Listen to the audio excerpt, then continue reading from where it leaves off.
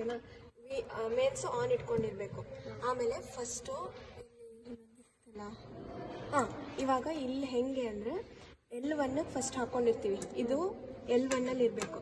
ಆಮೇಲೆ ಇಲ್ಲಿ ಯಾವ್ದ್ರಿಂದ ಬಂದಿದ್ದು, ಎಲ್ಲಿಂದ ಬಂದಿದೆ ಗೊತ್ತಿಲ್ಲ, ಅದು ಕನೆಕ್ಷನ್ ಅವರೇ ಕೊಟ್ಟಿರ್ತಾರೆ. ನೀವು ಚೆಕ್ ಮಾಡಬೇಕಾಗಿರೋದು ಫ್ರೀ ಇರೋದನ್ನ ತೆಗೆದ್ಬಿಟ್ಟು L1 ಹಾಕ್ಬೇಕು. ಇದು L1 ಫಸ್ಟ್ ಕಲರ್, ಓಕೆನಾ.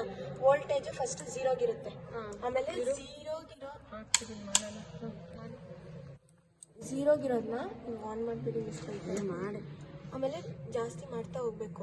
ಅದ್ಯಾವುದೋ ಒಂದು ಪಾಯಿಂಟಲ್ಲಿ ಅದು ನೋಡಿ ನೋಡಿ ನೋಡಿ ಪ್ಲಗ್ ಅಂತಲ್ವಾ, ಒಂದಿದ್ ಪಾಯಿಂಟ್ಗೆ ನಿಲ್ಲಿಸ್ಬೇಕು. ರೆಗ್ಯುಲೇಟರ್ನ ಸ್ಟಾರ್ಟ್ ಆಗ್ತಿದ್ದಂಗೆ ನಿಲ್ಲಿಸ್ಬೇಕು. ಸ್ಟಾರ್ಟ್ ನಿಲ್ಲಿಸ್ಬೇಕು. ಆಮೇಲೆ ವೋಲ್ಟೇಜ್ ವ್ಯಾಲ್ಯೂ ತಗೋಬೇಕು. ಇಲ್ಲಿ ನಾವು ವೋಲ್ಟೇಜ್ ಅದೆಷ್ಟು ಸ್ಟಾರ್ಟಿಂಗ್ ಅದೆಷ್ಟು ಲೈಟ್ ಬಂದಾಗ ಅಲ್ಲಿ ಇರುತ್ತೆ ಅದನ್ನ ಬರ್ಕೋಬೇಕು. ಆಮೇಲೆ ಮತ್ತೆ ಲೈಕ್ ಆಫ್ ಮಾಡ್ಬೋದು, ಇಲ್ಲ ಅದನ್ನ ಝೀರೋಗೆ ಇಟ್ಬಿಟ್ಟು L1 ಇಂದ ತೆಗೆದು ವೈರ್ನ L2 ಹಾಕ್ಬೇಕು.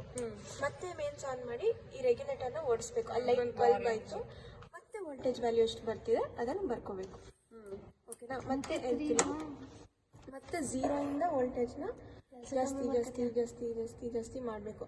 ಮೆಲ್ಲಗೆ ಮಾಡ್ಬೇಕಂತ, ಇಲ್ಲಾಂದರೆ ಬರಲ್ವಂತೆ ಕೆಲವೊಂದ್ಸಲಿ. ಲೈಕ್ ಸ್ವಿಚ್ ಬಂದಿಲ್ಲ ನೋಡು, ಬಂತು ಬಂತು ಬಂತು. ಹಾಂ, ಸೊ ಇವಾಗ ಎಷ್ಟು ವ್ಯಾಲ್ಯೂ ಬರ್ತಿದೆ ಸಾಕು. ಯಾವ್ದು ಸ್ಟಾರ್ಟಿಂಗ್ ಪಾಯಿಂಟಲ್ಲಿ ಬರುತ್ತೆ ಅದನ್ನು ನೋಡಬೇಕು.